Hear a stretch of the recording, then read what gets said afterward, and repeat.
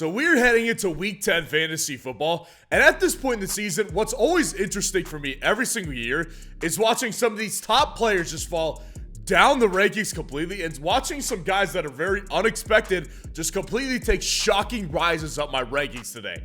And obviously with injuries, with bye weeks to some key players like AJ Brown and Tyreek Hill this week, there's lots of shakeup in these top 30 wide receiver rankings today, guys. So today we're going through the top 30 wide receiver rankings for week 10 fantasy football, guys. And at the end of the video, I will be providing my favorite underdog wide receiver flex option of week 10. So please go down there, drop a like on this video, and subscribe to the channel to help me hit 7,500 subscribers. And when I do hit that number, I'll be giving away lots of these FFN hats. So help me hit it as soon as possible by liking the video and subscribing to the channel.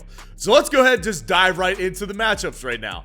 So Jamar Chase is going to be number one. He's taking on the Houston Texans. So here's the thing about Jamar Chase in week 9 is that he was still getting targeted quite a bit. And actually, he was very close to having a touchdown in that win versus Buffalo. But there was a lot of emphasis that you watched when they were playing the Bills about them trying to get the ball to T. Higgins. Now, I don't mind that especially, but of course, as a Jamar Chase fantasy manager, it was a little bit disappointing. Houston just got thrashed. They've gotten really thrashed a couple weeks in a row now, and they got thrashed by Baker Mayfield and the Tampa Bay Buccaneers. I think Jamar Chase has a massive game. This smells like a Jamar Chase type of 2-touchdown performance to me. I love Jamar Chase this week. CeeDee Lamb and Amari St. Brown at 2 and 3. CeeDee Lamb is quickly becoming just a massive piece. The reason he is over Amari St. Brown is because he's on fire right now, and they're playing the New York Giants. There's no question here to me that CeeDee Lamb is going to have a just outstanding type of week in fantasy football. You could see the numbers on the screen and what he's been doing. It's been really outrageous what he's been doing right now. So CeeDee Lamb's on fire. Dak Prescott has looked good. They're going to continue that in a game where they're going to be really pissed off they lost. And Amon-Ra St. Brown, of course, has been tremendous this year as well. Numbers on the screen do not lie. Clearly the wide receiver 1 in Detroit, and he's putting up numbers to back it up. They're taking on the Chargers defense, which they had success against the Jets. Great job. Great job. Their passing defense is weak, though, and it's the weakness of their defense. So I expect Amon-Ra St. Brown to have a very good week. And you might be wondering, why is he above Stefon Diggs? Stefon Diggs here at 4 versus the Denver Broncos? Doesn't that sound like a great matchup? 100% does. No doubt about it. But it's been a little bit off with the Buffalo Bills and Stefon Diggs. And I would imagine that most of you agree in the audience who are watching this right now. Stefon Diggs has been a little bit underwhelming in fantasy football. And it hasn't been bad. It just hasn't been what we'd expect from Stefon Diggs. You know what I mean? So I'm got an eye on this Buffalo situation. There looks like there's some tension, maybe some strife in Buffalo right now. And that might be affecting Stefon Diggs. But nonetheless, matchup is great. Still sees a tremendous target share. This guy is definitely in the top 4. Keenan Allen at number 5. Keenan Allen just crossed 10,000 yards as I predicted against the New York Jets. And Keenan Allen's a tremendous player. You saw that catch he made on Monday night. It was absolutely absurd. Keenan Allen's been doing that for years. He's one of the most underrated receivers that I've ever watched. He's a very good player. He's taking on the Lions this week. Not exactly a great matchup here or anything like that. But Keenan Allen just simply too important to this offense. Quinn Johnson is not coming through. They need Keenan Allen now more than they ever have with Justin Herbert. And it's working. And it's working very well. T. Higgins at 6.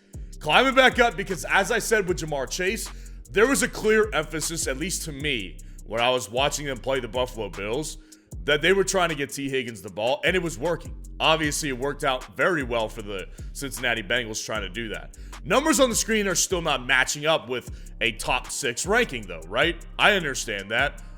You have to factor in that there was several weeks at the start of the season where T. Higgins was a no-show. He's had a couple good performances strung together now, and I think it's just going to continue to get better. And really, one of the other main reasons he's up this high is because we've got no Tyreek Hill, we've got no Jalen Waddle, we've got no Devonta Smith, we've got no AJ Brown this week. We're missing some key players here. It's obviously going to push a lot of the other top guys up the list. That's exactly where T. Higgins falls right now. Adam Thielen and Michael Pittman back to back here. And honestly, you could rank these guys however you wanted to. That's why they're in the same tier right now, because I do believe that these guys are very close. Now, the good thing I love about Carolina this week and what they've got with Adam Thielen is that Adam Thielen continues to still be the #1 target without question. And he's taking on the Chicago Bears this week. That's a great defensive matchup for a wide receiver. You saw Chris Olave do well last week against the Chicago Bears. A couple of weeks ago, you saw Keenan Allen and Quentin Johnston do well against the Chicago Bears. I do believe that Adam Thielen's probably going to have a really good game in this one, as long as he ends up with like 10 targets, which, I mean, if you're going off of averages, he will definitely get that. And this team is just as bad as Carolina is. So nobody's got the upper hand as far as team goes. I do really like this matchup for Adam Thielen. And Michael Pittman Jr., the matchup here on paper, like in given history with Bill Belichick and his history of stopping #1s, it's not an attractive matchup, but they've been absolutely awful. Just awful against the pass. And Indianapolis' offense is so much better than I thought they would be without Anthony Richardson. They're moving and grooving, and they're efficient, and Michael Pittman's a huge part of that. He's been ultra important to this offense.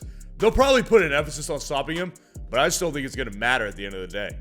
I've got DJ Moore really high up these rankings this week, and it feels really high for DJ Moore, but he's taking on the Carolina Panthers. And obviously, like I said with the Adam Thielen take, I really love the matchup here. It applies to DJ Moore as well. I love the matchup this week for DJ Moore. He's taking on the Carolina Panthers, and there also is potential that Justin Fields does come back this week. Now, I am filming this very early on Tuesday morning. I'm filming this around 5 a.m. Tuesday morning, so I don't know exactly what is going to happen. We don't have enough news up to this point about what's going to happen with DJ Moore and Justin Fields this week. If Justin Fields returns, I do believe DJ Moore has a big game. If he doesn't return, I'm going to have to drop him down a couple spots, but I still really do like this matchup for DJ Moore. The matchup is great, and I do think that DJ Moore's importance will eventually give him a good week at some point. DeAndre Hopkins at number 10 here versus Tampa Bay. Two things I'm convinced on after week 9. With DeAndre Hopkins, he's got the guy at quarterback. Will Levis is the guy. He's got a big arm. He's physical. He's tough. He can maneuver the pocket, and he's looking for DeAndre Hopkins basically every single play. DeAndre Hopkins has been there for him as well. He didn't find the end zone in week 9, but he was taking on the Pittsburgh Steelers. That's a different story than the Tampa Bay Buccaneers, who just gave up 5 touchdown passes to a fellow rookie quarterback, CJ Stroud. I think DeAndre Hopkins is honestly in for some big weeks ahead, guys. I'm very convinced at this point that he's actually got the right quarterback in the pocket right now with Will Levis. I'm big on DeAndre Hopkins moving forward, guys. I love the matchup this week, and I think he's going to continue to get, somewhere around 10 targets per game, especially with no Treylon Burks. Mike Evans at 11 versus Tennessee. It's a great matchup as well. Tennessee's passing defense is not good. That's the weakness of their defense. And Mike Evans, I say this every single week. The thing about Mike Evans is that he's the type of guy that's going to get you 4 for 80. It's similar to a Nico Collins, who's literally right behind him in the same tier. Both of these guys, they're capable of giving you 3 for 60, 4 for 80, and they'll get in the end zone. You know what I mean? And if they don't get in the end zone, it's a little bit disappointing, but they're both such big play threats that it's you just have to keep them pretty high because they've got really high ceilings. So that's the thing with Mike Evans this week. Matchup is great. Nico Collins, one spot below because matchup is not quite as great. I don't love the Cincinnati Bengals matchup like I love the Tennessee Titans matchup. And Nico Collins, we'll get to his opponent in a second, because not necessarily his opponent, his teammate is dropping Nico Collins and what my thoughts are on him in this particular week. But given that he's still a big play threat and he's still a main target in this offense with CJ Stroud, who continues to evolve, I do have to have Nico Collins still inside my top 12. Christian Kirk at number 13 here versus the San Francisco 49ers. Might feel a little bit high. Bottom line with Christian Kirk is that he continues to be the most consistent target in this Jacksonville Jaguars offense. That's the main reason here. He's just very, very consistent with his targets. Now, it doesn't always amount to, a 15-point week. Sometimes he'll get 4 catches for 40 yards. Sometimes he'll get, 6 for 70 and maybe a touchdown here or there. The bottom line is he doesn't have that high of a receiving capability ceiling. He's not going to rip off 110, 130-yard games like Nico Collins, Mike Evans do. That's not really what he's going to do. But he's going to get consistent target share. And the San Francisco matchup on paper doesn't sound great. It's actually a lot better than you may think. San Francisco's weakness on defense this year has been their pass defense. That's been their reality. So I'm a big fan of this matchup for Christian Kirk. I think he's bound for a pretty good game this week. And one spot behind him, I've got Tank Dell taking on the Cincinnati Bengals right now. Tank Dell, to me, I mean, this is a shocker, to be honest with you. Tank Dell is a guy that I really do think that I've been big on him really since the first couple weeks of the season. But he went through that stretch where he really wasn't seeing much work. And I said, let's wait on it because I do believe that Nico Collins is the wide receiver one. And I still do believe that because his target share is more consistent. But Tank Dell came out and had 11 targets versus the Tampa Bay Buccaneers and obviously got in the end zone twice. So Tank Dell, I do believe, just continues to remain involved. Week to week, it's hard to tell what the upside is because some weeks he'll get 11 targets and then some weeks he'll get 4 or 5. So it's a little bit hard to tell week to week, but based on that performance right now, I would imagine Houston's going to keep this guy rolling against a very tough opponent versus Cincinnati. I think they'll throw everything they've got at Cincinnati in Cincinnati, and I think Tank Dell becomes a huge part of the game plan moving forward. Brandon Aiyuk at number 15 here, taking on the Jacksonville Jaguars. Brandon Aiyuk, the good thing I like about the San Francisco 49ers is obviously they're in a rut right now. They've lost 3 straight, and Brock Purdy has looked the worst that we've seen him in the NFL. It's been a little bit discouraging, actually.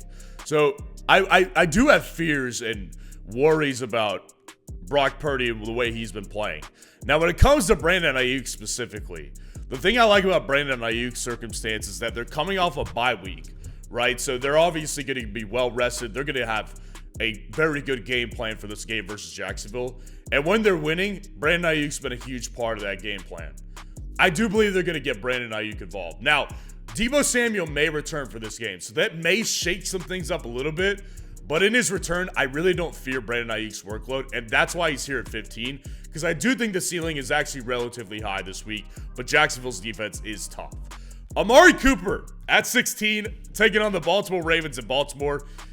As we always say, as I always say on this channel, Amari Cooper is consistently one of the hardest guys for me to rank on a week-to-week basis.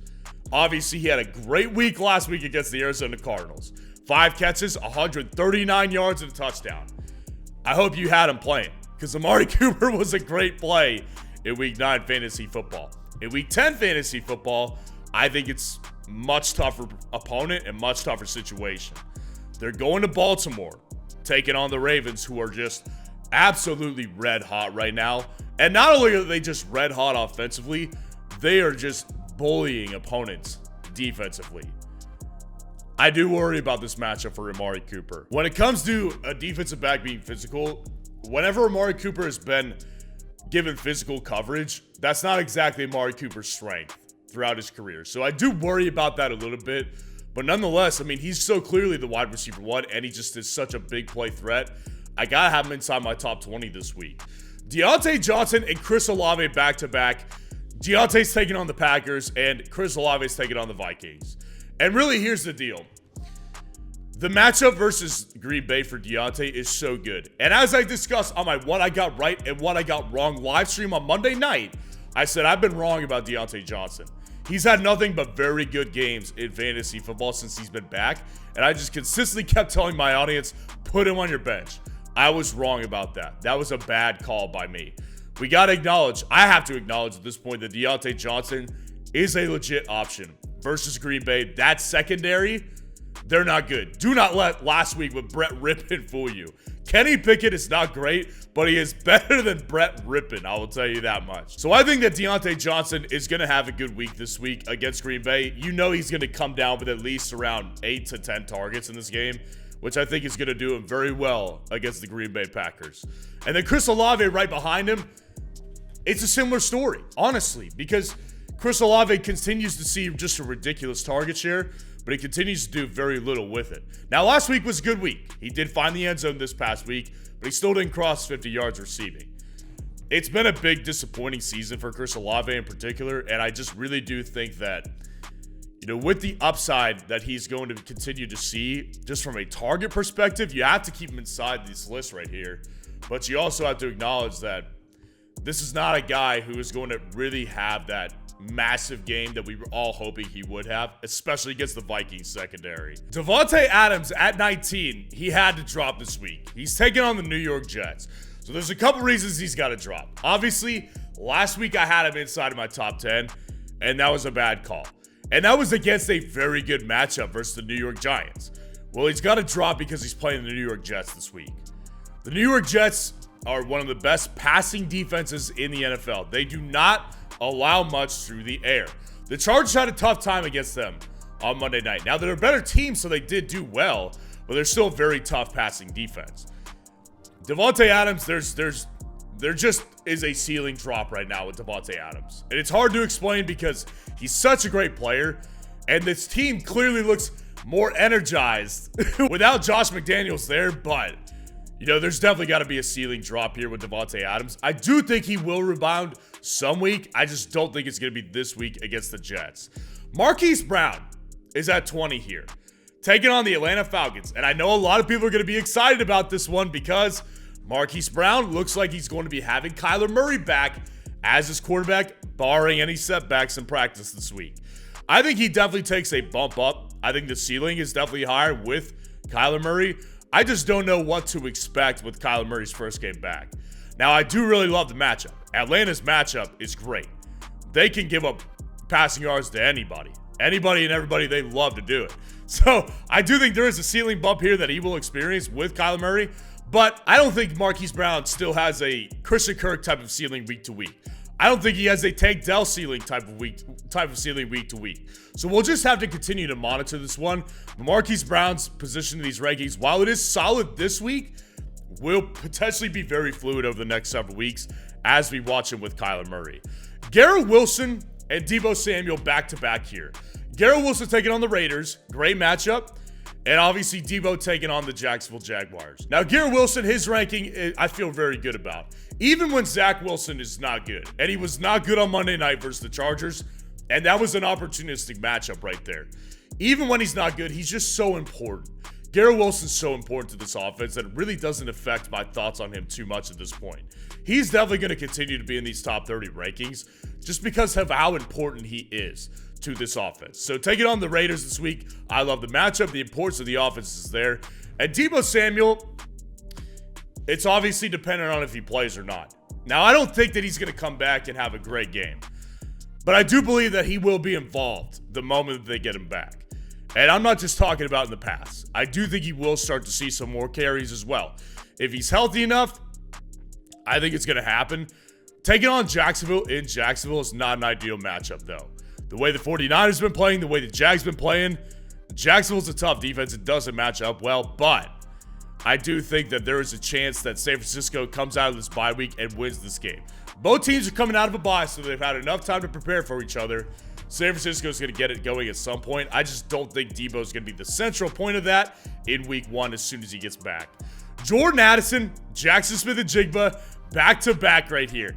Addison's taking on the Saints. Not a great matchup here. And really, we can look at what happened last week with the Minnesota Vikings. And it's like, that was super fun to watch. Josh Dobbs literally comes into town a couple nights before they take on the Atlanta Falcons. He studies a little bit, and then he's like, I got this down. We're winning this game. And he goes out and he beats Atlanta. It was an impressive win. Super awesome story to watch. It's a different story this week against New Orleans Saints. New Orleans is such a tougher defense than Atlanta's is. Atlanta does not have a good defense. They've got a much tougher defense than New Orleans here. I think it's a different week for Jordan Addison. And even in a win versus Minnesota, Addison's ceiling was still definitely capped, as opposed to what it was with Kirk Cousins, because Addison had 550, which isn't bad. If he finds the end zone, it's a pretty good week, but the ceiling's definitely lower without Kirk Cousins, especially against the Saints and Marshawn Lattimore. And Jackson Smith-Njigba versus the Washington Commanders just continues to, like I said, be the most consistent guy in this offense. In a blowout loss versus the Seattle Seahawks, he was their best, brightest spot on the offense. Guy's getting consistent targets at this point, and he's doing consistent work with it. He's been efficient with his targets, unlike DK Metcalf, unlike Tyler Lockett, who had 8 targets last week. Jackson Smith-Njigba continues to emerge as the best wide receiver in this offense, and he's got a great matchup this week versus a weak Washington secondary. I think Jackson Smith-Njigba has potential to have a big boom game, but I do think his floor is still in the lower tier of top 30 wide receivers, just because if he gets you a decent game for him so far has been 4 catches for 50 yards. That's what we're still looking at here with Jackson Smith-Njigba. Jakobi Meyers is at 26, taking on the Jets. Now, Jakobi Meyers dropped down for me last week with Aiden O'Connell. Well, turns out he was still good in fantasy football without him. He did have a rushing touchdown in there, so we do have to keep that in mind. But that we won't see that every single week. And obviously, this is a very tough opponent this week. Versus the Jets, it's going to be a much tougher story than it was versus the Giants. I do think Jakobi Meyers still stays involved. This guy has clearly been a very good fantasy option for him in times where Devonte Adams has just not been very good. So I do think the matchup is a problem here, but I do think that with Jakobi Meyers' involvement, you can see the numbers on the screen. He's involved every single week. So it is definitely one to keep in mind here with the matchup, but I do think he still belongs in the top 30. Josh Downs may or may not play. Like I said, filming this very early Tuesday morning, so he may or may not come out and play. I do think that if he does play, he's still going to have a great matchup here. If he plays, he's obviously healthy enough to go, and the matchup versus the Patriots is awesome. It's awesome matchup here, and Josh Downs has been very, very good in fantasy football. Numbers on the screen, you can see they're getting better basically every week. Last week, they're going to come down, obviously, because he played a little bit of that game in week 9, and he got hurt. So we'll definitely need to keep an eye on this, but if Josh Downs does go, I really, really like him this week. 28, 29, gotta have the 2 Washington Commanders back-to-back here. Terry McLaurin, Jahan Dotson. Don't make much out of me putting McLaurin above Dotson. Dotson's been better in fantasy the past 2 weeks than Terry McLaurin has, because he has a higher fantasy ceiling than Terry McLaurin. They're both taking on Seattle. That's not a great matchup versus a good secondary that is going to come in very pissed that they just got humiliated by the Baltimore Ravens. They're going to be angry in this matchup. I think Jahan Dotson still going to be capable of having a big play, but against the Seattle Seahawks, I don't know how likely that's going to be when he did it against the Patriots. And then obviously same thing applies to Terry McLaurin. Terry McLaurin hasn't had a high fantasy ceiling this year. He's getting you 4 catches for 70 yards, which is fine. That's good. But the ceiling is really in Jahan Dotson's favor here. So again, you could have these 2 ranked however you want to. The bottom line is they're both going up a much tougher opponent, and Washington is so inconsistent week to week, I have trouble ranking them higher than this. Tyler Lockett rounding it out in the top 30. Taking on Washington. Secondary is great. He had 8 targets last week. It was more than DK Metcalf. That's my reasoning right here. DK Metcalf is right behind him, but Tyler Lockett, I do believe, is just a better fantasy option week to week than DK Metcalf. Matchup is great. I love the matchup. You can see the numbers on the screen. Targets per game are, at a decent level right here.